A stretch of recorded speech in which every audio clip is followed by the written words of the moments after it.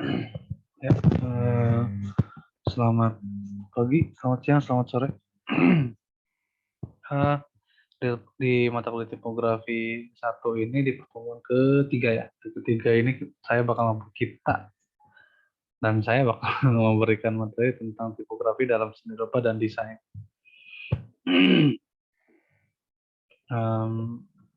Langsung ya. Mungkin sebagian dari kalian juga pertanyakan apa sih apa namanya pentingnya tipografi dalam desain, terus kemudian pengaruhnya seperti apa. Nah, di sini saya bakal ngebahas tentang apa namanya perkembangannya, seperti perkembangan tipografi dalam seni rupa dan desain, seperti itu, kayak perkembangan dan sejarah dan lain sebagainya. Nah, di sini perjalanan sejarah tipografi merupakan salah satu bagian dari konstelasi sejarah manusia dan peradabannya, ranah agama, politik, sosial, hingga eksplorasi estetika yang hadir di dalam beragam unsur seni rupa yang timbul menjadi permasalahan yang tidak terpisahkan dari tonggak sejarah tipografi. Nah, dan sebelumnya juga sebetulnya si pembentukan adanya dengan apa ya, eh, proses terbentuknya tipografi ini pun, atau misalnya yang salah satu pemicunya pun adalah sebetulnya dari sejarah-sejarah bangsa Romawi ya sebetulnya. Dan apa namanya, di situ adanya perang bangsa Romawi, dan kemudian ada sebetulnya masuk ke politik-politik di masa itu sih sebetulnya. Dan di situ juga mempengaruhi si apa namanya font atau tipografi yang digunakan itu seperti apa gitu. Dan kemudian ada huruf dan keyakinan. Pada masa pemerintahan Kaisar Konstantin, tuntutan penulisan naskah-naskah keagamaan sangat tinggi, dan pilihan terhadap jenis huruf menjadi sangat penting. Pada titik inilah huruf Roman square, kapital, dan Roman script dihindari penggunaannya oleh para biarawan. Sebelum masa pemerintahan Kaisar Konstantin, huruf-huruf tersebut dianggap sebagai huruf kaum pagan oleh kaum Kristiani, seperti ditemukan dalam naskah-naskah sastra karya Cicero, Virgil, dan Horace pada penyair Romawi kuno yang banyak mempengaruhi kesusastraan Barat. Ini contoh untuk contoh-contohnya. Dan kemudian juga apa namanya di sini cenderung apa namanya si memiliki garis lengkung pada anatomi itu. Pada anatomi huruf itu selalu memiliki garis lengkung, dan kemudian juga di sini untuk huruf-huruf seperti H, K, dan kemudian L, misalnya P gitu. Nah, di situ tuh sudah ada yang ke apa namanya, ada ke atas dan ke bawah itu, tapi di situ belum belum mengenal askender deskender gitu sebetulnya. Seperti itu. Nah, kemudian uncial script dan half uncial script. Nah, akhirnya keputusan dilakukan dengan memilih uncial script sebagai pengganti Roman square kapital dan Roman script. Huruf uncial script ini telah digunakan oleh bangsa Yunani sejak abad ketiga sebelum Masehi. Pada masa kekaisaran Macedonia di bawah Alexander Agung. Sebagai pengingat, seni Romawi bersumber dari kebudayaan Etruskia, Etruscans, bangsa penghuni Italia kuno sebelum bangsa Romawi, dan seni Yunani klasik. Kata ansial berasal dari satuan ukuran tinggi bangsa Romawi yang disebut ansia, inch. Ansial script hanya mengenal huruf besar minuscule dan susunan alfabetnya, walau beberapa karakter menyerupai huruf kecil Roman yang digunakan di era modern sekarang. Itu. Dan kemudian kita masuk ke apa munculnya prototipe huruf kecil. Nah, setelah tadi apa namanya kita ngebahas tentang uncial script dan apa uncial uncial script dan ini kita recall dulu uncial script dan half uncial script. Sorry, maaf.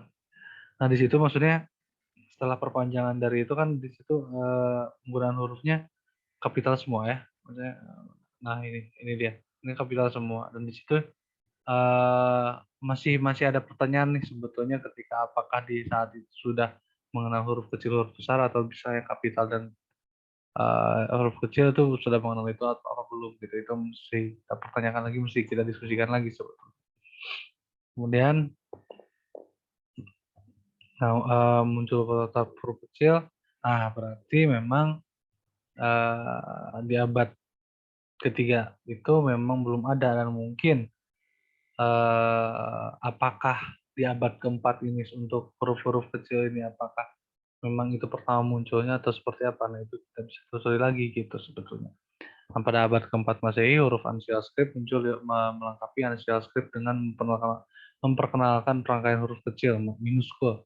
Awalnya half uncial script digunakan untuk keperluan membuat catatan pinggir yang ditulis pada margin halaman naskah-naskah keagamaan. Kemudian huruf uncial script dan half uncial script banyak sekali digunakan oleh para biarawan pada masa itu, sehingga huruf-huruf ini memiliki citra yang kuat sebagai huruf gereja. Gitu. Dan misalnya di situ juga ada Bible dan lain-lain. Di sini ukuran half uncial script adalah setengah dari tinggi uncial script, dan desain hurufnya memberi tekanan pada Askender. Mungkin bisa kita lihat di huruf B, D, dan H gitu, dan di skendernya di F, P, dan G. Gitu. Dan Q juga masuk sebetulnya. Gitu. Kemudian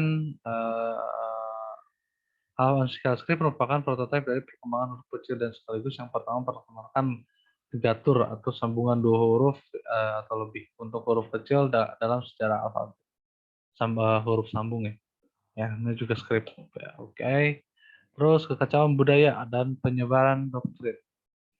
Karl May adalah motor reformasi kebangkitan budaya ekonomi intelektual Eropa. Walau ia buta huruf, Karl May banyak menaruh perhatian pada bidang pendidikan dan kesenian. Melalui gagasannya, dibangun sebuah sekolah di istananya yang mengajarkan cara menyalin dan membuat naskah-naskah yang kelak menjadi sumber lahirnya kembali kesenian dan ilmu pengetahuan di era tersebut yang dikenal dengan istilah Carolingian Renaissance. Nah, itu ada pergolakan-pergolakan politik di dalamnya. Kemudian di situ apa namanya, budaya-budaya yang memang sebelumnya mungkin ingin ditanamkan seperti membaca, membuat teks, dan lain sebagainya. Itu di masa-masa kekacauan itu hampir hilang gitu, budaya-budaya seperti itu. Itu hampir menurun kembali. Tuh. Apa namanya, kemudian dari situ Charlemagne berupaya untuk menciptakan lagi sebuah standar huruf gitu, untuk mengatasi kekacauan budaya khususnya masalah literasi di kekaisarannya. Nah, itu dia terus apa namanya, encourage lah si apa orang-orang di kerajaannya, dan kemudian si rakyatnya, dan kemudian dia pun melakukan hal itu gitu, apa namanya, melakukan upaya-upaya seperti itu, melakukan upaya-upaya untuk melestarikan si apa namanya, budaya membaca dan menulis gitu. Kemudian standarisasi gaya huruf baru. Nah, kemudian di sini desain huruf nasional, Karl May kemudian bertemu dengan Alcuin of York, Alcuin of York, seorang cendekiawan dari Inggris, dan mengangkatnya sebagai penasihat dalam pengadaan buku-buku serta pembuatan huruf. Alcuin di sini menciptakan sebuah standarisasi desain, tata letak, dan gaya huruf baru yang kemudian dikenal dengan nama Carolingian Minuscule. Nah, mungkin kalian sering dengar ya untuk bahasa-bahasa itu. Kemudian huruf ini digunakan pertama kali pada saat Karl May menerbitkan dekret reformasi pada 189. Gitu. Carolingian Minuscule diciptakan sebagai alfabet huruf kecil dan belum menerapkan sistem dua alfabet yang terdiri dari rangkaian huruf terbesar uppercase dan kecil lowercase. Namun beberapa huruf besar sering digunakan sebagai inisial dalam penulisan naskah sebagai huruf pembuka sebuah paragraf. Hal ini menyebabkan belum terciptanya konsistensi dalam rancangan alfabet tersebut. Kemudian selama abad ke-9 hingga abad ke-11, Carolingian minuscule mendominasi gaya bentuk tulisan di Eropa. Itu. Kemudian juga perubahan desain terhadap Carolingian minuscule terjadi setelah muncul kebutuhan terhadap kebaruan desain huruf nasional. Gitu. Perjalanan waktu yang cukup panjang dari abad ke-11 hingga ke-13 akhirnya berujung pada sebuah perubahan besar dan masuknya pengaruh gotik abad ke-15 merupakan puncak kegemilangan style gotik, garis-garis vertikal mendominasi halaman-halaman buku gitu, huruf-huruf dekoratif digunakan sebagai inisial sekaligus juga sebagai elemen estetika. Nah, kemudian gaya spesifik seperti yang disebut dengan tekstur atau tekstura atau yang berasal dari kata Latin textum yang berarti kait tenun gitu. Tekstura umum dikenal juga dengan beberapa sebutan seperti Gothic script, Old English, dan Black letter. Istilah Black letter mengacu pada huruf-huruf yang banyak digunakan pada abad ke-15 yang memiliki guratan-guratan garis tebal yang saling berdampingan sehingga jika dituliskan pada selembar kertas putih akan terlihat pekat. Desain huruf pada periode Gotik telah menerapkan dua alfabet secara konsisten. Pada akhir abad 11, huruf-huruf Roman Square Capital, Roman script, dan inisial banyak digunakan sebagai inisial dalam penulisan syair. Seperti itu. Kita lanjut, standar huruf Roman modern. Mungkin dari tadi kalian bakal banyak dengar teks ya sebetulnya, tapi di sini juga saya tidak akan terlalu banyak berbicara lagi, karena juga pasti kalian bosan juga dengarnya gitu. Kalian mesti mempelajarinya sendiri gitu. Kalian mesti membacanya sendiri juga. Uh, Poin-poinnya adalah di sini gaya desain huruf pada periode Renaissance yang disebut dengan gaya humanis, human writing. Itu dimulai pada periode awal pengembangan teknologi cetak di Jerman. Pada era Renaissance, huruf menjadi subjek para seniman dan matematikawan dalam upaya mencari konstruksi anatomi dari alfabet Latin yang bersumber dari alfabet Roman Square Capitals. Kemudian ilustrasi ini memperlihatkan konstruksi huruf C yang dibangun dengan menggunakan dasar bentuk lingkaran dan bujur sangkar. Bisa lihat gitu contohnya di sebelah sini. Gitu. Dan sebagai catatan untuk menghindari kesalahpahaman terhadap istilah Roman, huruf-huruf yang muncul pada era gaya tulisan Humanis Renaissance disebut sebagai huruf Roman, berbeda pengertiannya dengan huruf-huruf Roman klasik seperti Roman Square Capital dan Roman Square Roman Script pada masa munculnya alfabet Latin. Kemudian pertimbangan ekonomis dalam desain huruf, sistem, dan desain alfabet dari Italia tumbuh seiring dengan perkembangan industri penerbitan. Aldus Manutius, seorang pengusaha penerbitan, menghadirkan gagasan desain untuk huruf cetak miring. Nah, di sini huruf cetak miring atau misalnya cursive type digemakkan, gitu. Maksudnya dimunculkan lah, dan menugaskan Francesco Grifo sebagai desainer. Kemudian itu seringnya digunakan penggunaan italik menghemat kertas. Mengingat naskah yang ditulis dengan huruf italik akan lebih banyak tertampung dalam satu halaman ketimbang menggunakan huruf humanis yang sudah ada. Seperti itu pengaruh Carolingian minuscule. Selain Aldus Manutius dan Francesco Grifo, kontribusi Claude Garamond di sekitar tahun 1540 yaitu berupa perancangan huruf yang estetik, proporsional, dan memiliki kualitas keterbacaan yang baik. Legibility. Huruf Garamond ini memiliki kelengkapan tanda baca dan angka dalam rangkaian alfabetnya. Gitu. Desain huruf periode Renaissance yang kemudian menjadi model ideal yang digunakan di dunia barat dan terus berkembang di era-era selanjutnya melalui berbagai penyempurnaan. Seperti itu. Kemudian perpaduan inspirasi Renaissance dan teknik cetak, mungkin itu bisa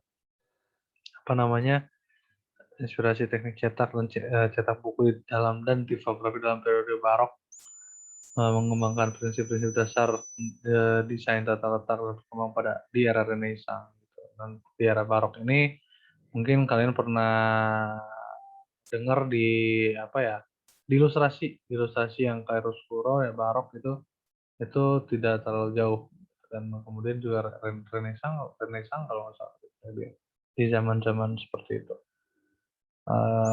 Kalian bisa baca sendiri silakan. Dan standarisasi ukuran huruf, pemerintahan Prancis pada 1723 menyepakati gagasan untuk membuat standarisasi huruf waktu itu. Pierre Simon-Fournier, ahli pembuat huruf tipe Fonden, pada 1737 memperkenalkan sistem pengukuran huruf dengan point system. Sistem penciptaannya ini pada akhirnya bukan hanya bermanfaat bagi percetakan-percetakan pada era Rokoko, namun juga memberikan kontribusi yang besar terhadap dunia tipografi. Di samping itu, Fronia juga adalah perintis munculnya keluarga huruf type family yang berupa variasi rangkaian alfabet dengan bobot anatomi yang berbeda, namun masih memiliki karakteristik yang sama, seperti versi light, regular, dan bold. Gitu. Pada paruh kedua abad ke-18, muncul kejenuhan terhadap gaya rokoko yang dianggap kuno. Akhirnya melahirkan gaya neoklasikal yang mengambil inspirasi dari seni klasik. Ketertarikan terhadap seni klasik ini muncul karena temuan arkeologi terbaru, munculnya populernya perjalanan wisata ke Yunani, Italia, dan Mesir, serta terbitan-terbitan yang terkait dengan seni klasik. Kemudian tipografi dalam seni rupa dan desain ini untuk bentuk-bentuknya mungkin kalian bisa pahami ini.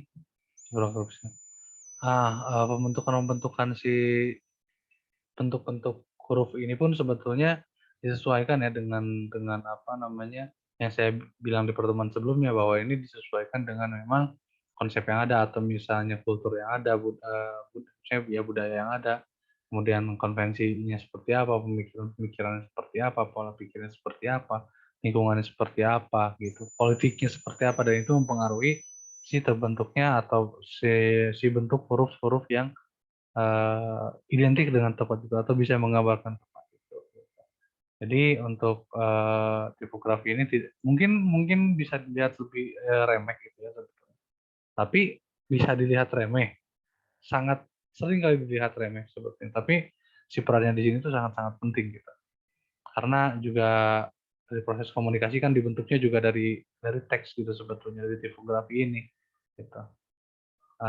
Memang sebetulnya memang visual, cuman untuk memudahkan visual, menyampaikan pesan-pesan dari visual ini diperlukanlah si tipografi ini gitu. Sebagai pendukung untuk menyampaikan komunikasi-komunikasi dari wacana yang ingin disampaikan. Seperti itu. Ini untuk contoh pengaplikasiannya. Ini bisa dilihat ini untuk Old English ya. Old English itu tulisannya seperti ini gitu. Nah itu mungkin keterbacaannya ya itu bisa lihat juga tadi ke Ansial Script tadi gitu yang pas di zaman Romawi kuno gitu. Itu juga maksudnya kan untuk dijadikan sebuah tulisan gitu, dijadikan sebuah tulisan di buku itu kan agak ribet ya gitu, agak-agak tidak terbaca juga gitu. Agak pusing seperti itu. Karena kan dulu memang pas awal-awal ditemukannya tidak tidak tidak terlalu dipertimbangkan untuk misalnya memerhatikan keterbacaan, legibility-nya dan lain sebagainya. Kemudian itu dikembangkan lagi oleh siapa? Di Caronia Minuscule ini gitu. Carolingian Minuscule gitu, dan sebagainya gitu. Nah, ini untuk contoh-contohnya pengaplikasian ya, contoh-contoh pengaplikasiannya seperti ini. Biasanya memang di poster pengaplikasian dari tipografi ini menyampaikan pesan, menyampaikan inti acaranya, menyampaikan eventnya, menyampaikan main eventnya dan lain. Ya, terima kasih banyak. Ini mungkin pembahasan sekali ini sudah sampai situ aja. Dan untuk pembahasan selanjutnya kita bakal ngebahas sejarah atau apa namanya perkembangan klasifikasi huruf. Gitu. Untuk teman-teman Untuk teman-teman mudah-mudahan mengerti dengan apa yang saya sampaikan. Terima kasih banyak untuk kalau misalnya ada pertanyaan silakan tanyakan langsung, dan selamat mengerjakan tugas. Terima kasih.